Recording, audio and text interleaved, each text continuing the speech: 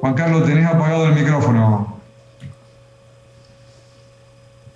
Si no, lo tengo yo acá, ¿eh?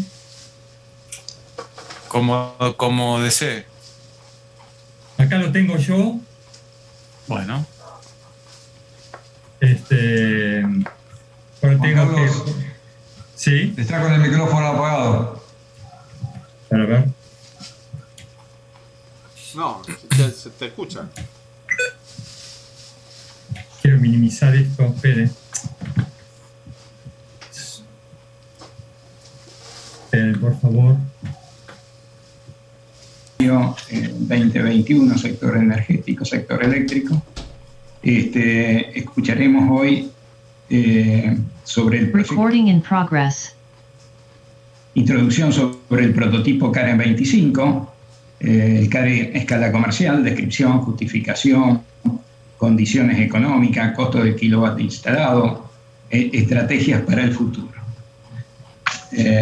Sobre esto ya pronto va a estar Carlos Gil Posada hablando. El ingeniero Carlos Gil Posada es ingeniero químico de la Universidad de Mar del Plata, también posgrado en seguridad nuclear y protección radiológica de la Universidad de Buenos Aires, CENEA. Posee diploma de dirección de empresas de la MBA Open Universities of England y UNISA. De 2015 al presente está a cargo del equipo de diseño conceptual para la central nuclear Karen a escala comercial 480 megavatios. De 2010 a 2015 fue consultor del proyecto Karen de CENEA. Le damos la palabra entonces a Carlos para que haga su presentación. Muchas gracias.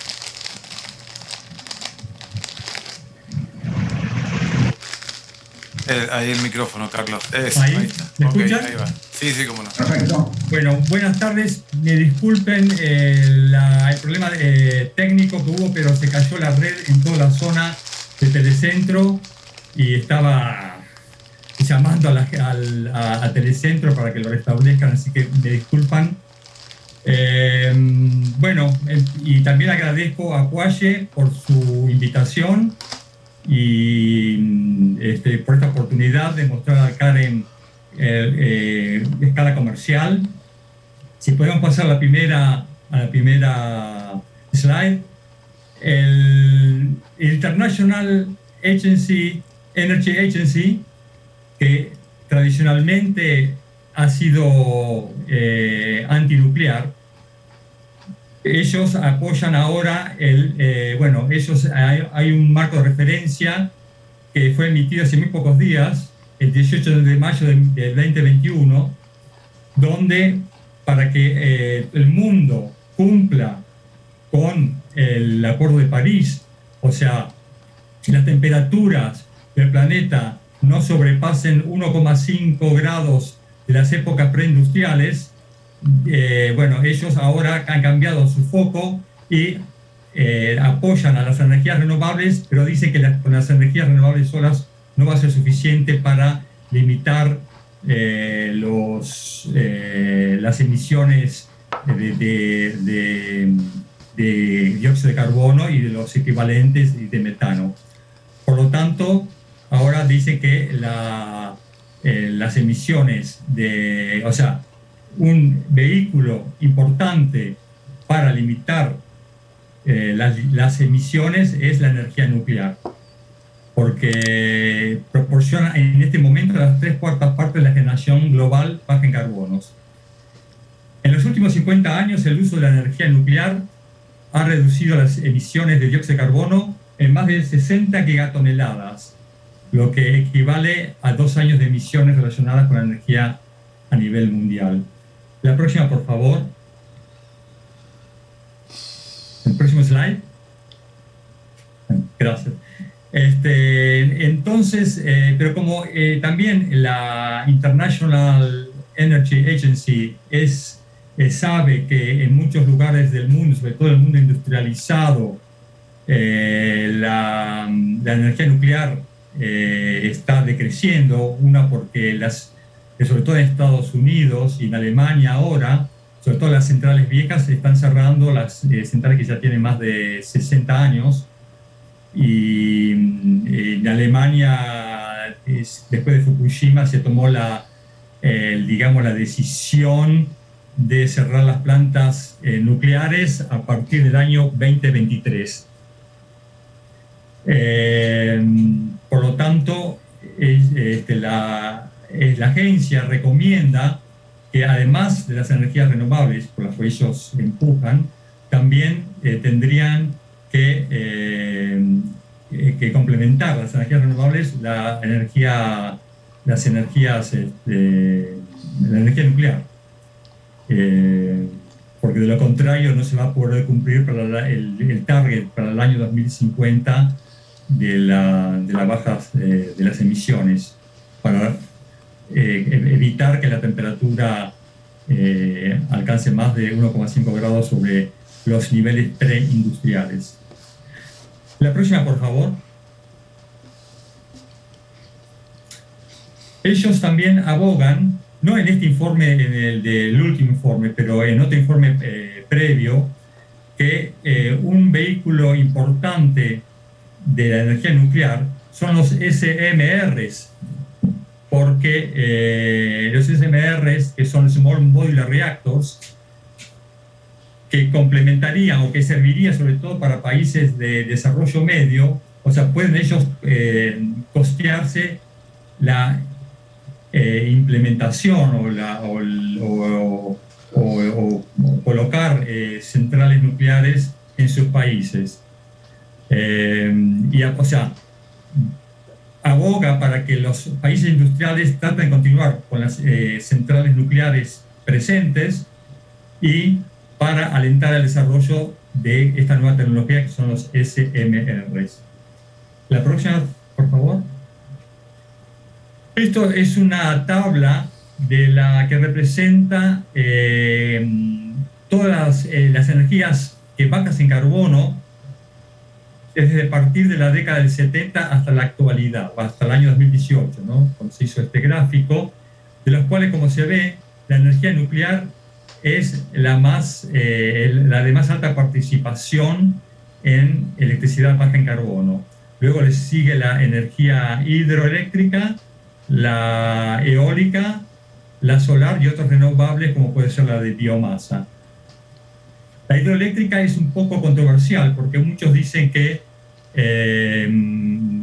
cuando se hace la represa, si debajo hay mucha vegetación, esa vegetación luego se pudre, se forma metano abajo en la parte, digamos, debajo de la superficie, pero cuando pasa a través de la casa de turbinas se libera mucho metano. La próxima, por favor. Estos son los actuales SMRs en el mundo. La primera es la African Top de Rusia, que ahí dice que fue precomisionada, en realidad ya fue comisionada y ya está en operaciones en el Ártico. Luego viene el Karen, que va a tener una generación de 30 megawatts eléctricos, que en este momento está bajo construcción. Es el único SMR en construcción en el hemisferio occidental. Y a pesar, bueno, hemos tenido problemas con la pandemia y, bueno, como al ser un prototipo ha habido demoras tanto en el diseño, y ese es el problema de tener un prototipo. Otros prototipos, el SMART, que es de Corea, que es ha presentado un proyecto para acoplar a este SMART, que es con convección forzada, y por diseño generaría 100 megawatts eléctricos para construir una planta de desalinización en Arabia Saudita. Luego viene nuestro competidor más firme en el hemisferio occidental, que es el NuScale. El NuScale ya le fue aprobada la certificación de diseño por el NRC, el Nuclear Regulatory Commission de Estados Unidos.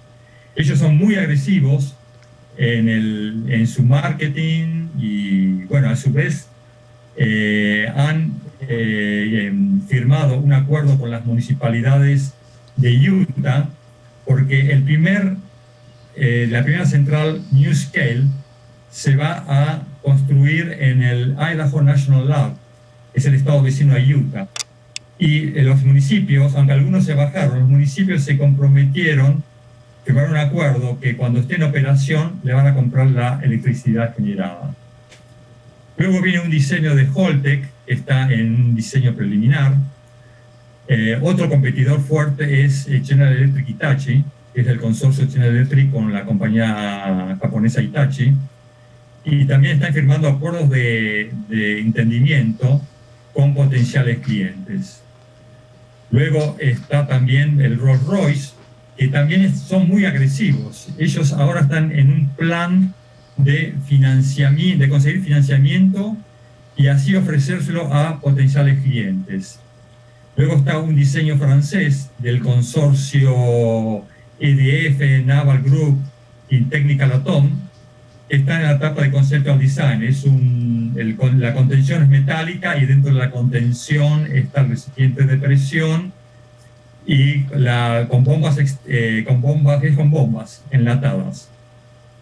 Como se ve, nuestros competidores, a pesar de no tener un prototipo en construcción, son muy agresivos y, bueno, eso lo voy a decir más adelante, ¿no? Tenemos que tener mucho cuidado para no perder la ventaja que nos da tener la construcción de nuestro prototipo Karen, que está al lado de Atucha 1. La siguiente, por favor.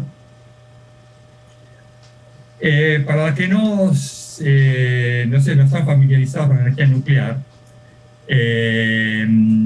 un reactor nuclear tiene como fuente de energía un núcleo formado por dióxido de uranio, que es el material físil. Y eso es la fuente de energía, que por supuesto ese calor, esa energía tiene que ser removida por el primario. En el caso del Karen, nuestro Karen, que está en construcción, las principales características es que de un tipo PWR, que es Pressurized Water Reactor. El output de diseño son 32 megawatts eléctricos. El proyecto se llama Karen 25 porque originalmente se pensaba que el output de energía iba a ser 25 megawatts eléctricos. Lo que pasa que con el aumento de la eficiencia del grupo turbogenerador puede llegar a 32 megawatts eléctricos. Tiene una potencia térmica de 100 megawatts.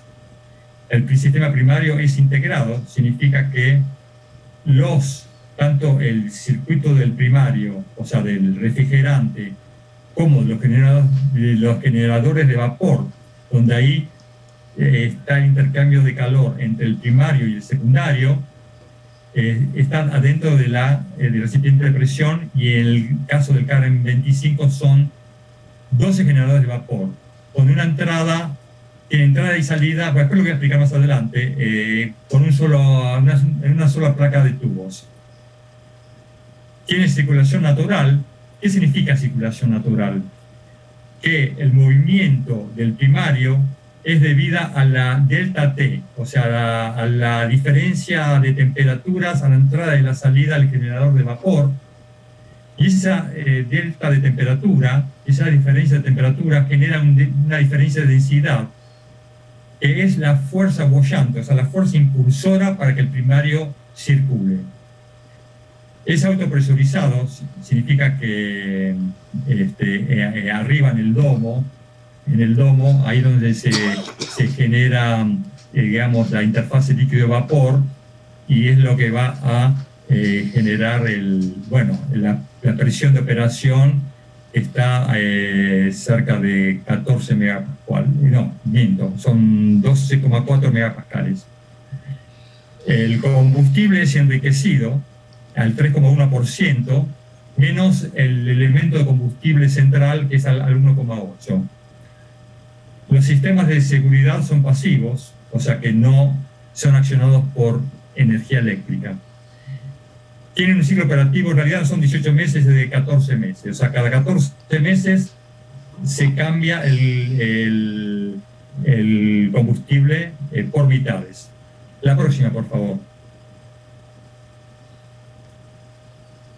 ¿Cuáles son los objetivos del prototipo SMR Karen 25? Una es el calificar el concepto, o sea, en una escala menor a la escala comercial, para que el proceso de licenciamiento nos sirva también para el Karen escala comercial. Y eso a su vez genera capacidades, tanto dentro de la Comisión de Energía Atómica, capacidades para el desarrollo, como en las empresas asociadas y en la industria privada, o sea, la cadena de proveedores. Y el objetivo también es repetir el éxito que ha obtenido Argentina en la exportación de reactores de investigación.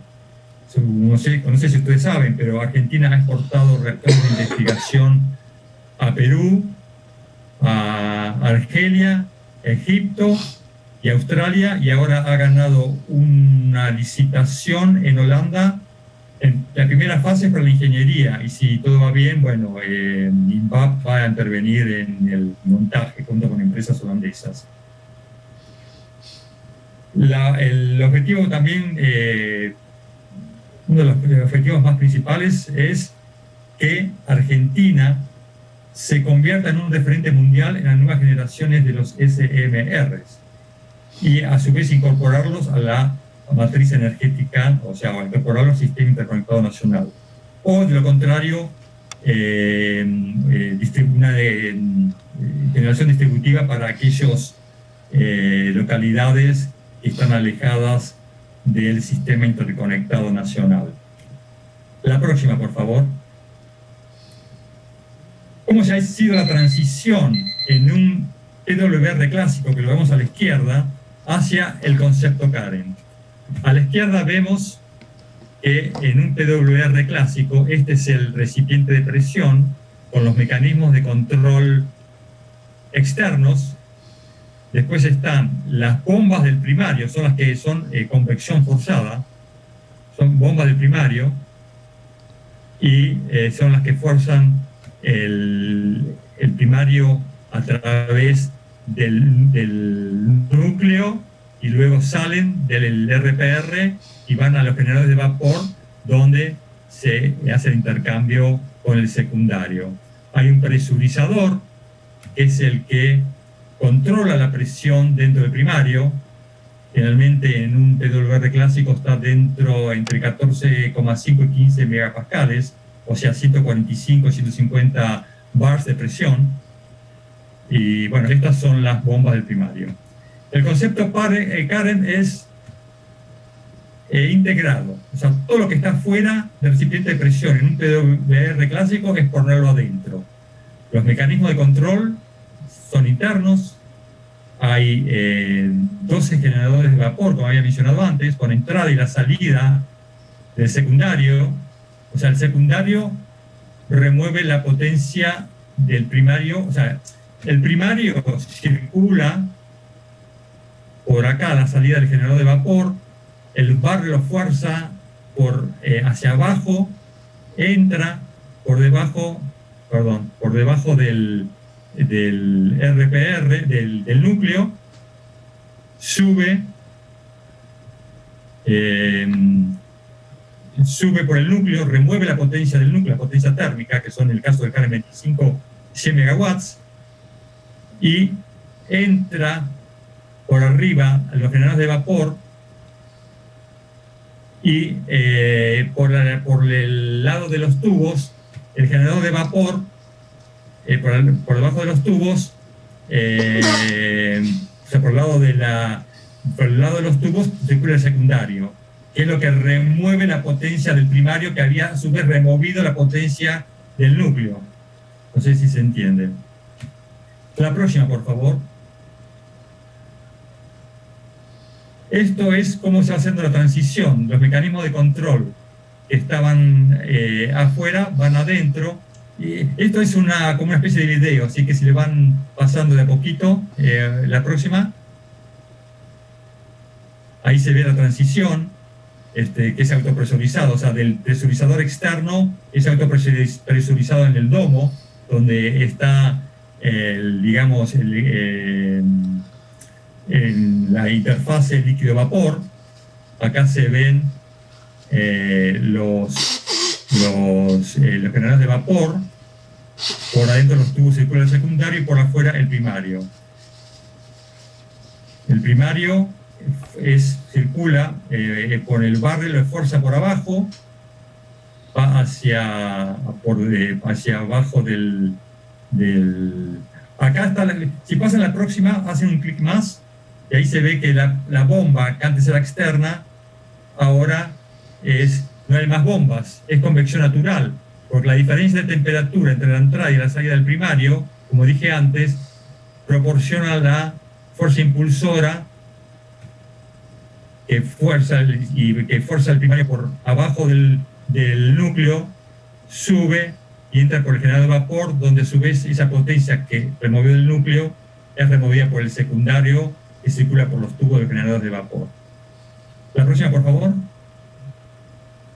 Y así los mecanismos de control que estaban afuera en un PWR van adentro. La próxima. Ahí se ve, bueno, la dinámica. El primario circula, sale del generador de vapor, pasa por debajo del núcleo, remueve la potencia térmica y vuelve a los generadores de vapor, donde es enfriado por el secundario. La próxima, por favor. Este es un corte que muestra los sistemas pasivos de seguridad. Acá, bueno, el núcleo está acá. Acá el número 1 es el sistema de extinción rápida. O sea, en caso de incidente, las barras caen, apagan el reactor. En caso de que falle, hay un sistema redundante, que es el segundo sistema de extinción, donde si dentro de ciertos segundos, no me acuerdo si eran 15 o 20 segundos, el flujo neutrónico no disminuye, por gravedad, se abren las barras y por gravedad cae una solución borada al primario. Esta solución borada proporciona, el boron es un veneno de la reacción de fisión, o sea, absorbe neutrones para apagar la reacción de fisión. En caso de LOCA, bueno, antes de nombrar el LOCA, en caso de station blackout, o de pérdida de la fuente fría, se empieza a formar vapor en el primario, dentro del recipiente de presión, sube como vapor y entra a la pileta, al SECRE, sistema de remoción de calor residual, donde hay un condensador en B pasivo, o sea que no está accionado por bombas, donde o sea, se condensa el vapor y retorna al recipiente de presión. En caso de LOCA, que es el accidente más grave que puede tener o que nosotros hemos considerado, es cuando se pierde el inventario del primario, se libera vapor al recinto de la contención. Este es el edificio de la contención, aumenta la presión y esa presión es llevada, o sea, los condensables, que vapor y no condensables, son llevados por aspergers, burbujean la pileta de supresión. O sea, toda esa energía liberada en un LOCA es disipada en la pileta de supresión. Y acá también, si esta pileta, que es la pileta del SECRE, empieza a bullir, o sea, como es un recinto cerrado, se empieza a formar vapor, este vapor burbujea hasta la pileta de supresión. O sea, toda la energía liberada en un accidente es contenido dentro del edificio de la contención. Después les voy a mostrar cuando explique el CAN 480 que hay una diferencia de diseño, de concepto. La próxima, por favor. Después de Fukushima, no sé si ustedes, si la audiencia sabe que pasó en Fukushima, ¿no? Donde falló la generación propia por un terremoto, se apagó el reactor, se cayeron las líneas de alimentación, y bueno, y todo fue andando, Había un sistema de generación diésel que le proveyó de backup para las bombas del primario. Cuando vino la ola del tsunami, inundó la sala de los diésels y bueno, se quedaron sin energía y empezó a bullir, no había manera de refrigerar el núcleo. Nosotros tenemos el CAREN 25 diseñó por Fukushima sistemas de condensación del vapor que se forma acá el vapor que se forma en la interfase acá de aire, se condensa y vuelve a la pileta del Secre. Análogamente, hay un sistema de inyección de agua externa que atraviesa la contención para reponer el agua si se llega a evaporar el agua de la pileta de supresión. Y estos son el caso de Loca. Acá hay un tanque, un reservorio de agua que está bajo presión con un manto de nitrógeno, y cuando baja la presión del primario, por un Loca se pierde inventario, hay un disco de ruptura, o sea, que se lee la pérdida de presión del lado del primario, se rompe el disco y repone el agua al primario. Después hay venteos por válvulas de seguridad. Hay varias válvulas de seguridad colocadas dentro de la contención para ventear la sobrepresión. La próxima, por favor. Bueno, ahora entramos a lo que me atañe a mí personalmente, que es el CAREN 480. 480 se llama porque es multimodular, consta de 4 módulos. Cada una por lo menos va a generar por lo menos 120 megawatts eléctricos. Entonces, 120 megawatts eléctricos por 4 es 480. Pero los cálculos que hemos hecho va a haber una generación bruta de 520 megawatts brutos y los netos alrededor de 500 megawatts eléctricos. El objetivo principal de la central CAREN 480 es el retorno a la inversión que se está haciendo en el prototipo.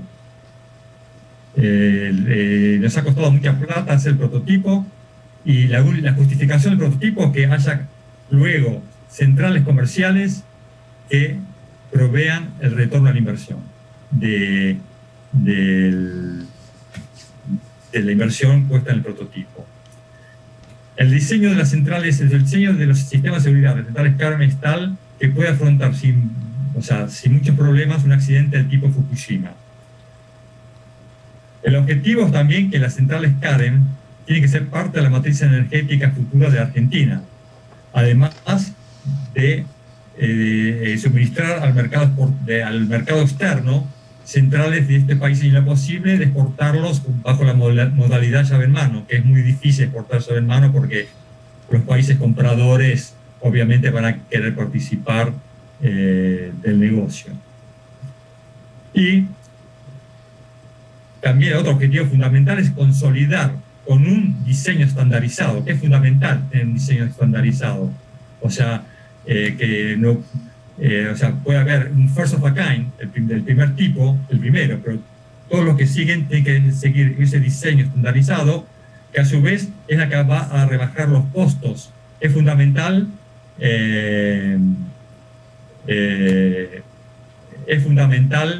que llegar a un costo competitivo. De lo contrario, la industria nuclear en general, no solamente la Argentina, va a estar fuera, va a ser dejada fuera.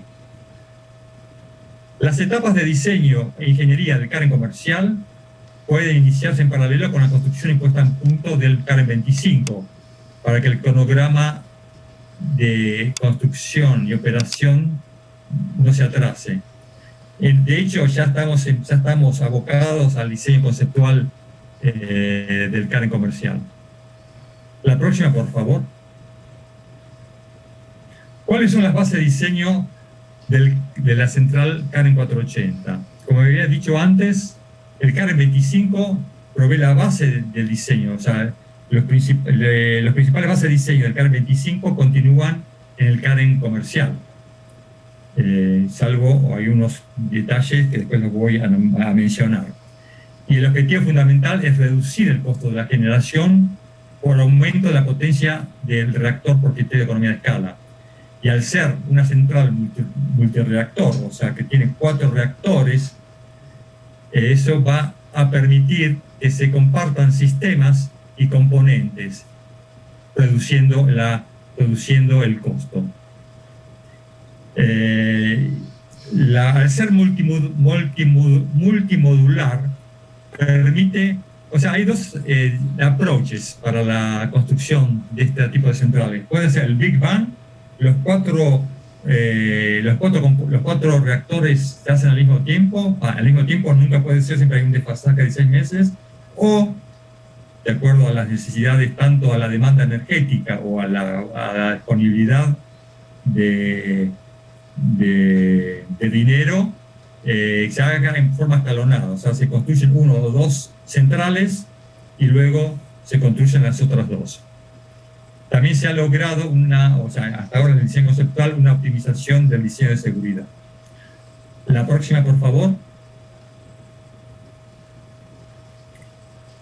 Voy a hacer un repaso de las características del núcleo y circuito primario de cada módulo, que son casi iguales al Karen 25 del prototipo. El circuito del primario es integrado, o sea que dentro del recipiente de presión está el núcleo, los generadores de vapor. En el caso del Karen 480, o sea, cada módulo de 120 megawatts eléctricos, van a tener, en lugar de los 12 que tenía el Karen 25, 10, por supuesto que más grandes, para remover, o sea, para tener el área suficiente para remover la potencia generada. O sea, esa convección natural es creada por la diferencia de temperatura, o sea, entre la entrada y la salida de los generadores de vapor, y eso hace, a su vez, genera una delta densidad, es la fuerza impulsora. Quiero decir algo, hemos evaluado la posibilidad de hacerlo con convección forzada, o sea, con bombas, pero eso significaba un problema grande. Las bombas, por supuesto, aumentan la eficiencia, aumenta la generación eléctrica por tonelada de recipiente de presión, pero eso involucraba hacer un nuevo prototipo. O sea, ¿de qué hubiese servido la inversión hecha en el prototipo con convección natural si después hay que hacer un prototipo con convección forzada? Y vamos a hacer otro prototipo y evidentemente la inversión hecha en el Karen 25 iba a ser perdida. La diferencia en el recambio de combustibles es que en el Karen 25 se hace por mitades, en el Karen, o sea, cada módulo de 120 se hace por tercios, y el ciclo de combustible es cada 18 meses. Y por eso se busca aumentar el burn-up, o sea, el quemado de las barras de combustible, por lo tanto se aumenta la eficiencia. Próxima, por favor. Este es un layout del Karen 480. Como ven, no sé si ven mi puntero, pero están los 4 reactores de 120 y son de a pares. O sea, cada par comparte la pileta de combustibles quemados. O sea, cuando se remueve, se extrae de cada núcleo los combustibles quemados, van por el canal de transferencia, hay un canal intermedio y se depositan en la pileta de combustibles quemados. El vapor, esa línea roja, generado por las 2 centrales, se unen y alimentan, el vapor de 2 reactores alimentan un turbogenerador. Este es el BOP, el BOP, el Balance of Plant, donde se alojan 2 turbogeneradores, las turbinas. O sea, cada grupo turbogenerador se alimenta del vapor de dos turbinas, del vapor de dos reactores. Y el retorno condensado, la línea azul, es el retorno que vuelve a enfriar al primario, o sea, entra al generador de vapor, de los generadores de vapor que están dentro del núcleo. Análogamente está el otro par de reactores, exactamente lo mismo. O sea, no sé si se entiende, hay dos grupos turbogeneradores, cada uno procesando el vapor de dos reactores. Y acá a la izquierda está la sala de reactores, de generadores diésel, que es el backup. El retorno del secundario es con bombas, o sea, el primario es con convección natural. El secundario se mueve con bombas, va a la casa de turbina, acá al BOP, hay bombas y se condensa y lo retorna como líquido a los generadores de vapor. La próxima, por favor. Próxima. Acá está. Bueno, acá muestra en un corte. Este es un corte de un reactor de 120 que pertenece a la central Karen 480. Es bastante análogo al prototipo, pero hay una diferencia.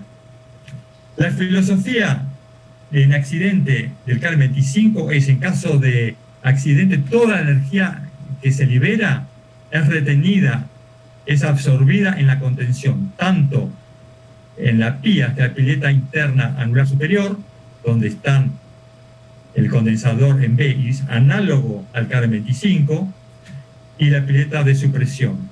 Pero a diferencia del 25, una vez que absorbe, lo transfiere en forma radial a la PIA, esa es en realidad falta una S, pileta externa anular superior, y la pileta de supresión a la pileta externa anular inferior.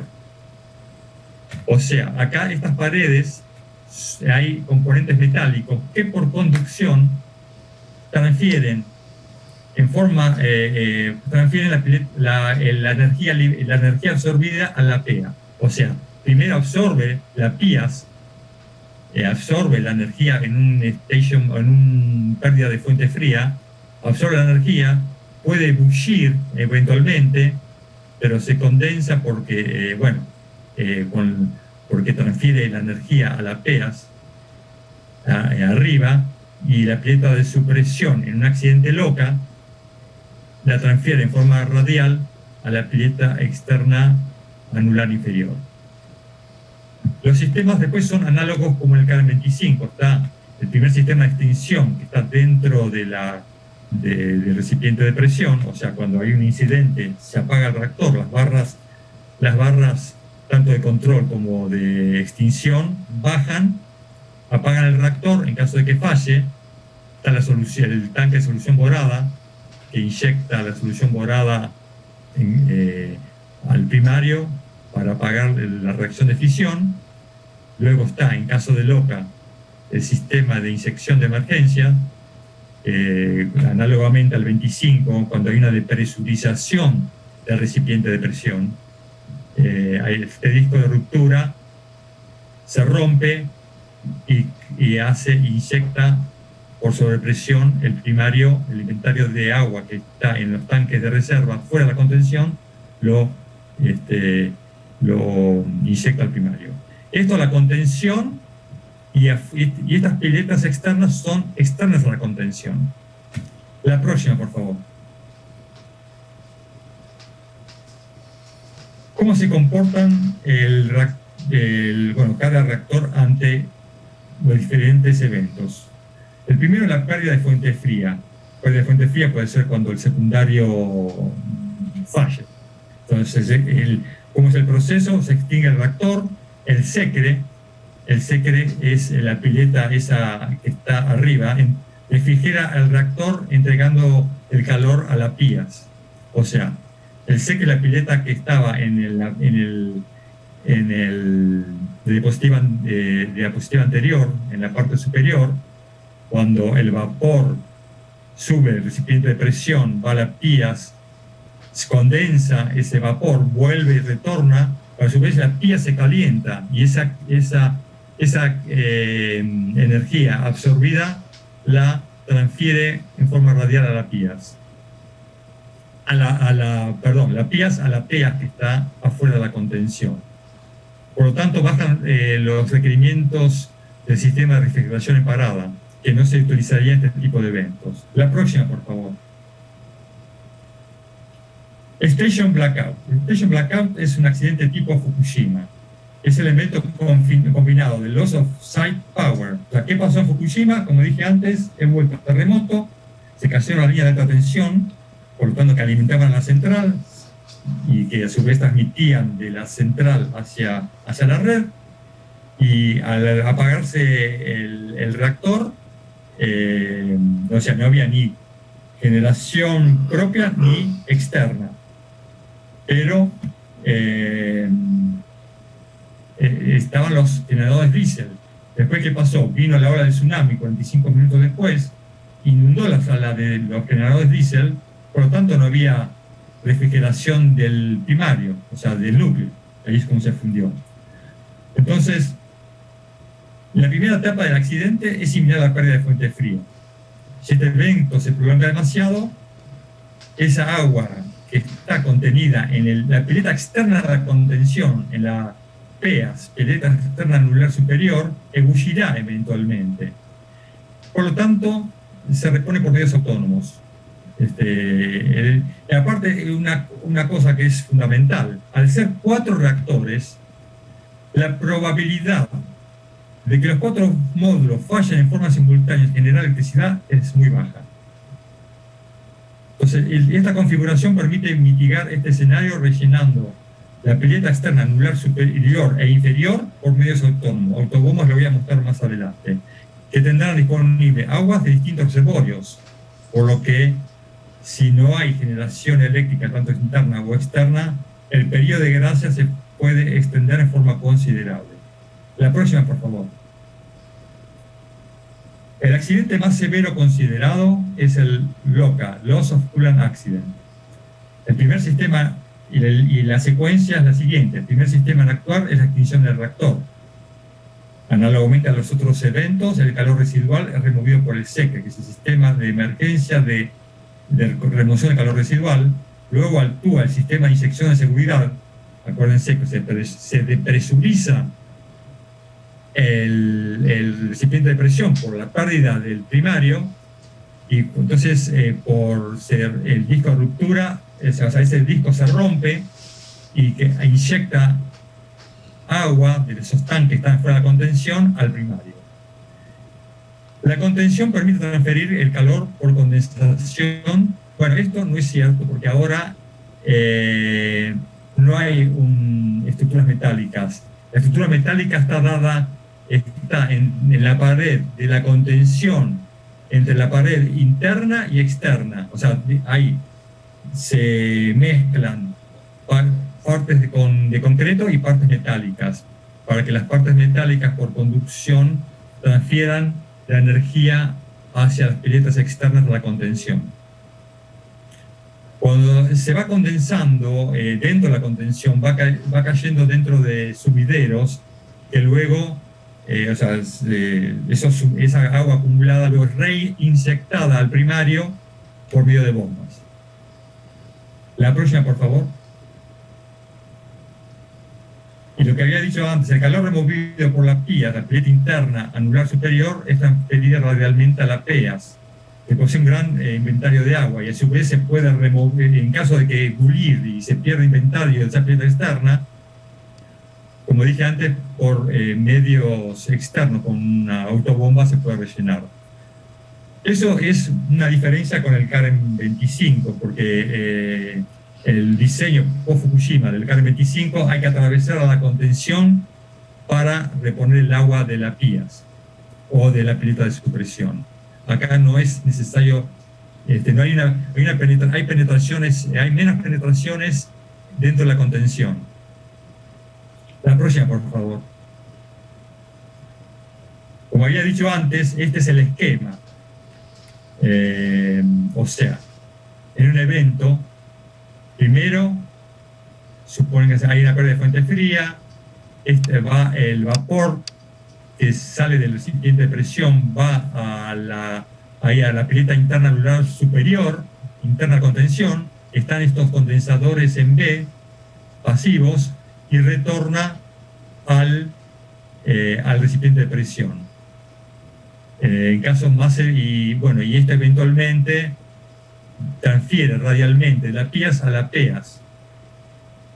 En caso de un accidente más severo del LOCA, donde se libera, al liberarse, al salir el primario del recipiente de presión, se vaporiza, hay un aumento de la presión y se despresuriza, porque esos vapores y no condensables burbujean al salir de su presión, y eso absorbe ese calor y eventualmente lo transfiere radialmente hacia la pileta externa anular inferior.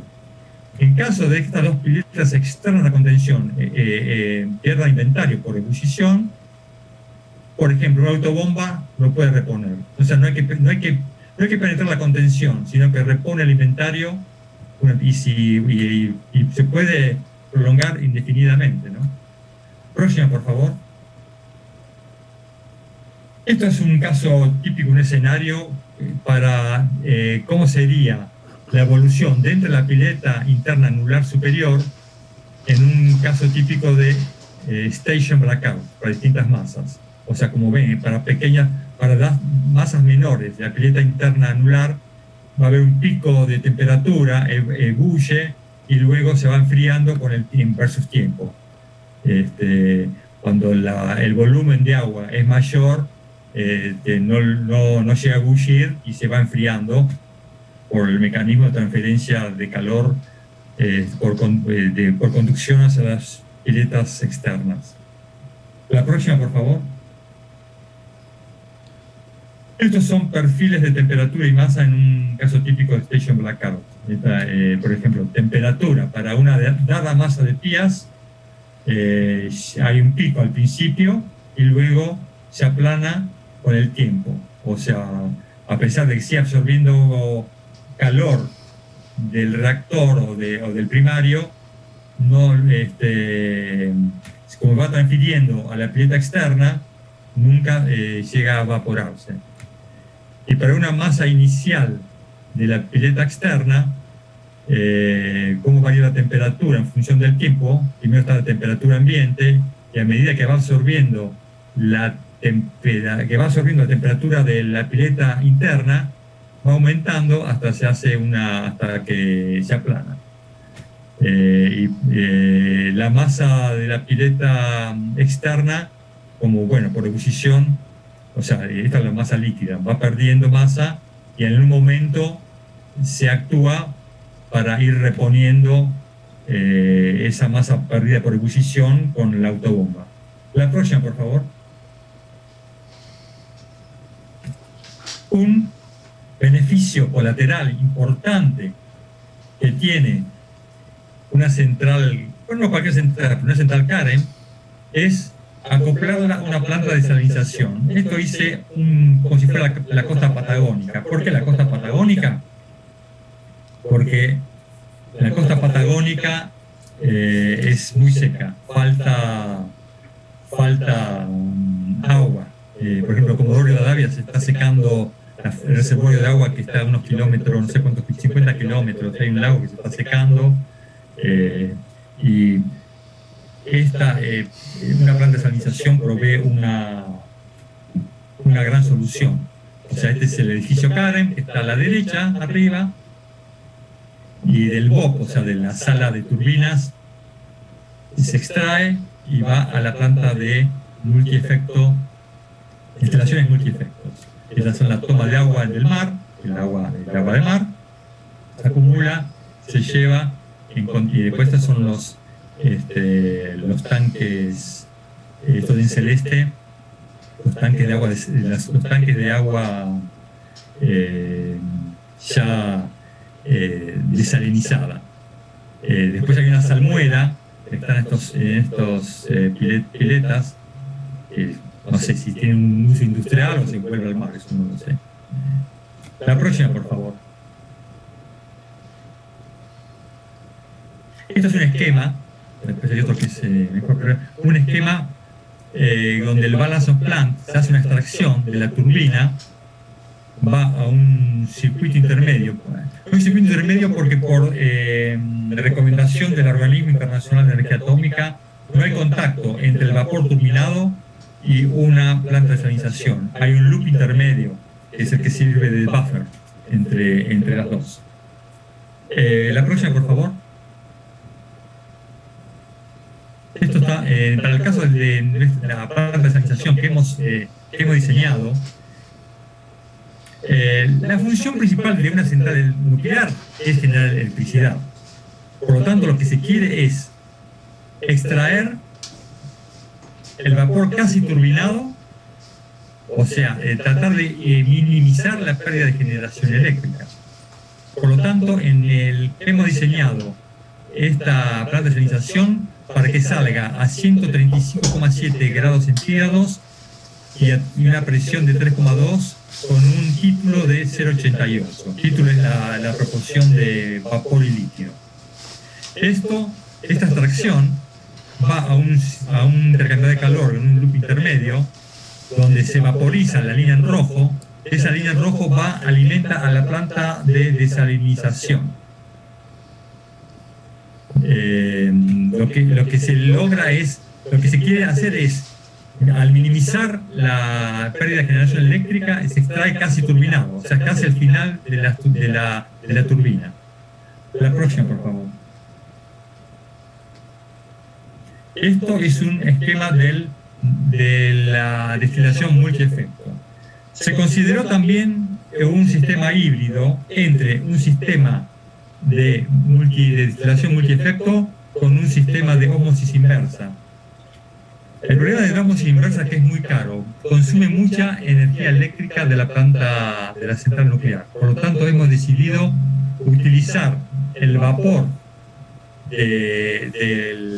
o sea, viene del loop intermedio, el vapor y entra en contracorriente con el agua de mar en multiefectos, o sea, se va enriqueciendo. Por un lado se va haciendo más potable, perdiendo,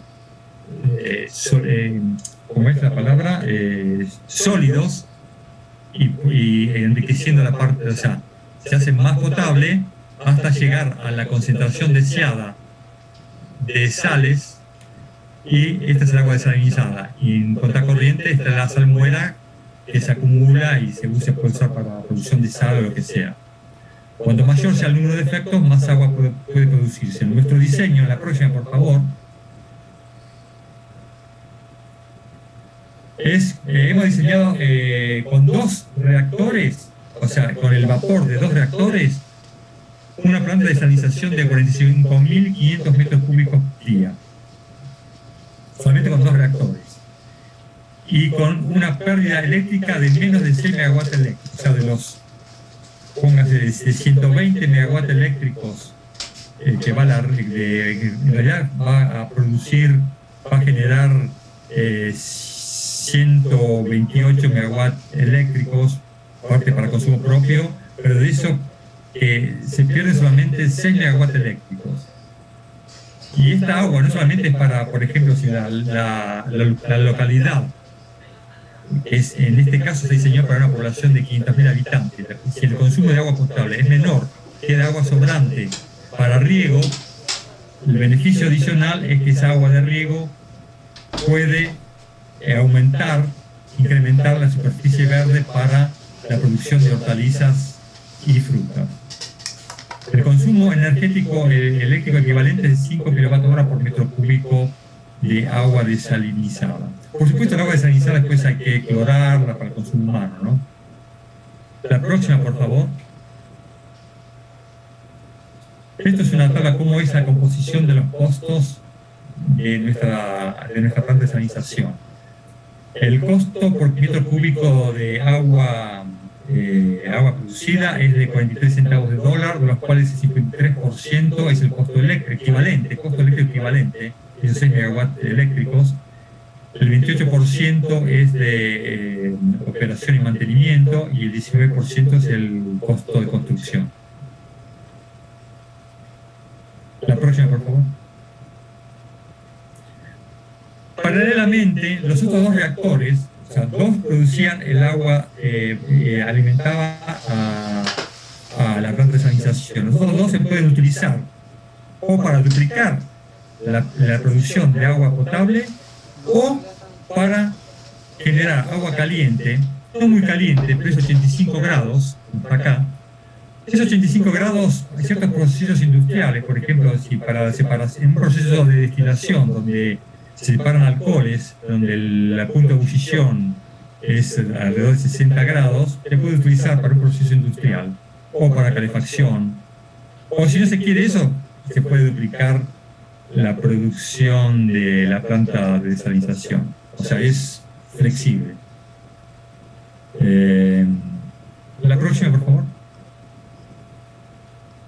Este es cómo es el sistema para industrial heating, o sea, para calentamiento industrial, se comparó con gas licuado, que da un valor de $17 por megawatt térmico, gas natural 7.47 y el Karen produce un costo de 3,3 casi dólares por megawatt térmico hora. El costo de inversión en equipos es muy bajo para el tiempo de amortización de 30 años. Eso es fundamental también considerarlo. Una planta de osmosis inversa, aparte de ser cara, es muy caro mantenerlo también. Y bueno, por supuesto, al comparar esto, si se utiliza para calefacción o para agua caliente, hay una reducción de la emisión de gases de efecto invernadero. La próxima, por favor. Esto es lo fundamental. Fundamental porque todo esto es lindo, pero si el costo no es competitivo, no vale la pena molestarse. Nosotros hemos fijado como objetivo de diseño el costo overnight. O sea, overnight significa el costo sin costo de financiación, sin gastos financieros, es de $5.000 de kilovatio instalado. Ese es el objetivo de diseño. Por medio de un software que se llama IREP, que se llama Integrated Reactor Evaluation Program, que un colega mío es un experto en eso, uno de los creadores, y lo ha validado con el Karen 25. A partir de esa condición de contorno, hemos diseñado toda la planta. Y acá está la tabla de arriba, el costo overnight por kilovatio instalado, para una tasa de financiación del 5%, en realidad es el 5%, en realidad esto es, al ser overnight no hay costo financiero, pero hay un costo que se llama la tasa de referencia. Pero el costo financiero, una tasa del 5%, si el proyecto se financia una tasa del 5%, el costo instalado, de kilovatio instalado es 4.800, y la otra escenario, si nos financiamos a 7,5, el costo instalado es de 5.000, justo al límite a nuestro objetivo, $5.000 el kilovatio instalado para esa tasa de financiación.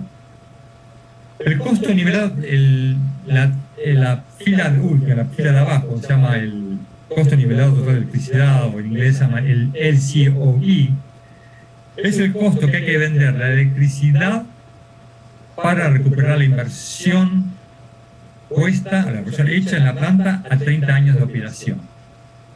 La vida útil de la planta esta es de 60 años, pero nos hemos fijado que en 30 años de operación, o sea que a los 30 años tenemos que recuperar la inversión. Y la tasa para un 5% de financiación, hay que vender electricidad a 67 y para una tasa del 7,5 a $73 el megawatt hora. Estamos optimizando ahora los costos nuestros, porque el costo de la contención, por ejemplo, del Karen, cada reactor de la central Karen 480 tiene su propia contención. En vez de hacerlo solamente en función de la entalpía, también hemos puesto los costos del Karen 25 como entry, como punto de entrada, para hacerlo más realista. La próxima. Bueno, estas son las conclusiones. Quiero ser lo más claro posible cuáles serían las conclusiones de este proyecto. Como había dicho al principio, el Karen en escala comercial tiene que proveer el retorno a la inversión del prototipo, la inversión que se está haciendo el prototipo. Como dije, sin un Karen comercial no se justifica la inversión en el Karen 25, no tiene ninguna razón de ser. El objetivo es que estas centrales Karen consoliden a la industria nuclear argentina de centrales de potencia con un diseño estándar. No queremos hacer que cada central sea del tipo first of a kind, o sea, de primero de cada tipo. Tenemos que lograr un diseño estándar y que los proveedores argentinos sean capaces de producir la mayor cantidad de posible componentes. Se estima que el componente argentino de esta central nuclear puede llegar en una primera etapa al 60% y quisiéramos lograr el 75% del componente argentino. Aparte, el Karen, con la exportación de Karens, le va a permitir a Argentina dar un salto escalón en su desarrollo. Eso que yo siempre enfatizo y espero que la clase gobernante lo escuche eso. El acoplo de la central nuclear Karen a las plantas de desalinización y de producción de agua caliente, además de proveer energía eléctrica limpia, va a eliminar dos escollos importantes para el desarrollo económico de zonas semidesérticas, como por ejemplo la costa patagónica. El Karen 480 adopta sistemas adicionales de seguridad nuclear a los que ya tenía el Karen 25 para minimizar la posibilidad de ocurrencia de un accidente tipo Fukushima. Un objetivo fundamental es arribar a costos por megawatt instalado y de nivelado de electricidad, o sea, la venta de la generación de electricidad, de esa generación producida, sea a precios competitivos con cualquier PWR. Nuestro grupo también está explorando alternativas para la optimización del diseño, pero bueno, eso todavía falta, ¿no? para tratar de finalizar esa optimización. Un tema importante y que, dado las dificultades que hemos tenido, que en el Karen 480 sería conveniente que también participe una organización con experiencia en gestión de proyectos nucleares de centrales de potencia. Y por sobre todas las cosas, redoblar los esfuerzos. Y bueno, y creo que esta sea mi presentación. Espero que haya sido claro. Y estoy abierto a las preguntas. Bueno, Carlos, muchas gracias. Muy completa la exposición.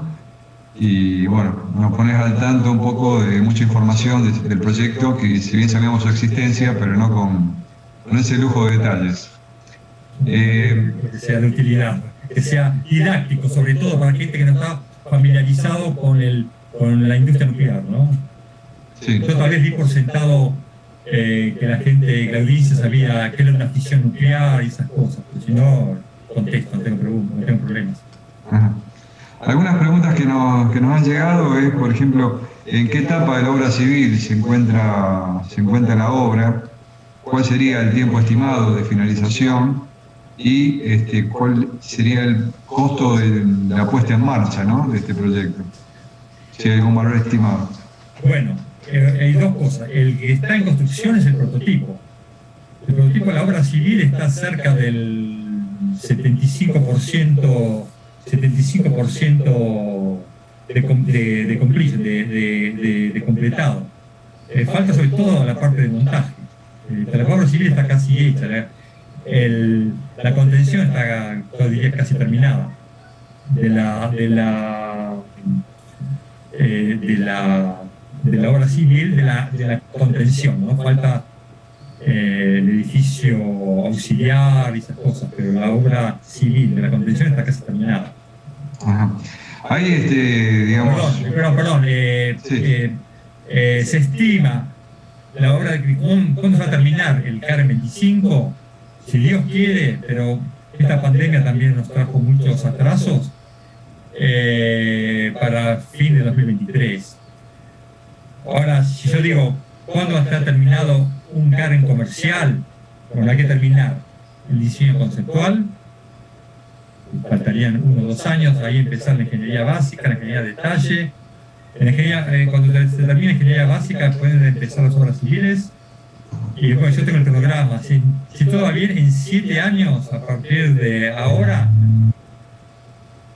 trabajando como trabajan los chinos, se puede, podemos también en 7 años tener operando una central escala comercial. ¿Se tiene el costo de lo que es la puesta en marcha de este módulo que se está trabajando ahora? ¿Del prototipo? Sí. El costo total está estimado, el costo total desde que empezó, el costo hundido, todo eso, entre 750 y 800 millones de dólares, todo la inversión puesta en prototipo. Ajá. El costo de la puesta en marcha no lo tengo. Pero te lo puedo conseguir, si por ahí no sé si alguien lo ha estimado, pero lo puedo conseguir. La pregunta es, consulta sobre la eficiencia energética del módulo 480. Sí. ¿La qué, perdón? La eficiencia energética que tiene. La eficiencia energética es más o menos la misma del CAREM 25, o sea, de la conversión de energía térmica a energía eléctrica es alrededor del 30%. ¿Es esa la pregunta? ¿Es esa la pregunta? Sí, esa es la que creo que es la que han pasado. Después se lo hace aparentemente bastante competitivo, ¿no? Con esos valores de entre 60 a 70 dólares el megavatio. Sí, respecto de las renovables que están ahora en marcha, está dentro de ese entorno. Sí, el tema de las renovables también está, no sé ahora, pero el gobierno anterior estaba bastante subsidiado.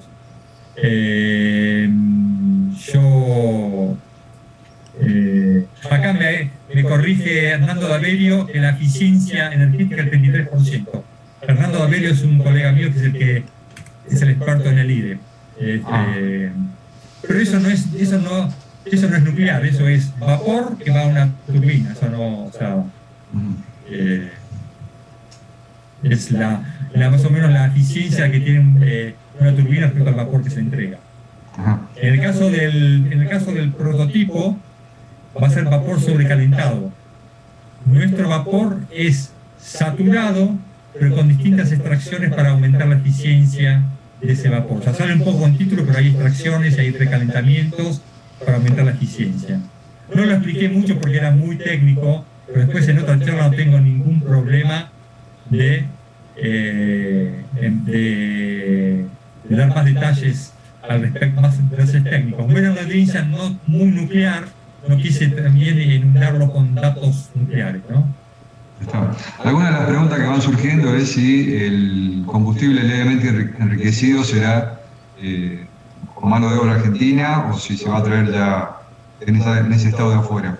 Mira, a ese nivel de enriquecimiento, 3,1%, es una commodity. Ahora en este momento Argentina no tiene la capacidad de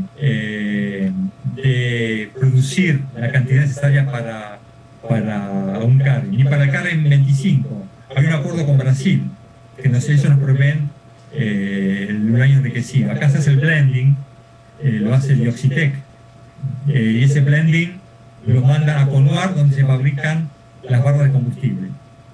Pero el uranio enriquecido, o sea, no, sí, hay que comprarlo afuera. Pero hay un acuerdo ya, pero a ese nivel es una commodity, hay varios proveedores, o sea, no estamos atados a ningún proveedor en particular. Ahora, con viento a favor, en cuanto a la obra, se puede decir que para el 2023 estaría crítica ya. A todo vapor, con mucha 2023 a fin del 2023 pueden empezar las tareas de empezar la puesta en marcha. Sí. No quiero aventurarme porque esta pandemia también ha traído atrasos, ¿no? Lamentablemente. Está. Bueno, no sé, Juan Carlos, si querés agregar algo más a lo que comentó Carlos. No, solamente volver a agradecerle a Carlos, una exposición que fue muy clara y muy informativa. En otros términos, recordarle que está el link a disposición para que puedan registrar su asistencia a la disertación de hoy.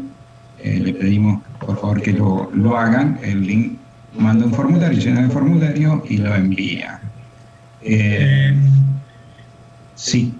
No, yo quería decir que cualquier pregunta que la audiencia tenga, yo estoy a su disposición, ¿no? No sé si ahora, no sé si hay tiempo ahora, verbalmente, o por escrito, o por email. Pero yo estoy dispuesto ahora, si alguien tiene más preguntas. Creo que por el tiempo que teníamos previsto estaríamos cerrando, pero las preguntas que han quedado, Víctor creo que las debe tener por ahí, si no tomarlas ahora desde el chat. Se las vamos a mandar por correo. Sí, ahí creo que está en mi presentación, está gilposadas@conea.gov.ar, o de lo contrario a mi email particular, como ustedes deseen. Perfecto, lo hacemos de esa forma. Así que bueno, los participantes lo pueden hacer en forma directa o a través nuestro, como lo prefieran, y Carlos va. Acá me llegan unas preguntas de Juan, por si yo las leo. Algo del agua, perdón, se fue. Sí. Pero bueno, lo hago en otra oportunidad. Bien, entonces le reiteramos a los participantes que le puedan hacer llegar en forma directa a los correos a Carlos, o a través nuestro también van a tener la respuesta. Yo quiero agradecerles otra vez la invitación por darme esta oportunidad de presentar el CAR en escala comercial. Creo que es importante y que el sector eléctrico argentino en general, o sea, no competimos con ninguna otra fuente de energía, sino que es complementar a la energía nuclear al resto de la generación eléctrica, y que es importante, como dije en un principio, generar energías limpias también, por nosotros, nuestros hijos, nuestros nietos, tener un planeta lo más limpio posible. Bien, reitero el agradecimiento de la asociación y nuestro en forma particular por haber participado y expuesto todo este conocimiento en nuestro seminario. Por último, bueno, a los participantes les quiero recordar que el próximo miércoles 9 de junio tendremos la última disertación y daremos cierre a este seminario. Esa disertación tratará el tema de generación eléctrica con biomasa forestal. Incluirá pautas generales y detalles de este tipo de centrales eléctricas, tanto en etapa de construcción como de prueba y funcionamiento normal, referido a la central térmica Garruchos de 40 megavatios de potencia en Gobernador Virasoro, provincia de Corrientes. La disertación estará a cargo del ingeniero Miguel Ángel Martínez. Los esperamos a todos entonces el próximo 9 de junio. Muchas gracias por su participación. Gracias. Chao, Carlos. Gracias a todos. Muchas gracias a todos. Hasta luego. Chao, Gracias a todos. Chao, muchas gracias. Chao.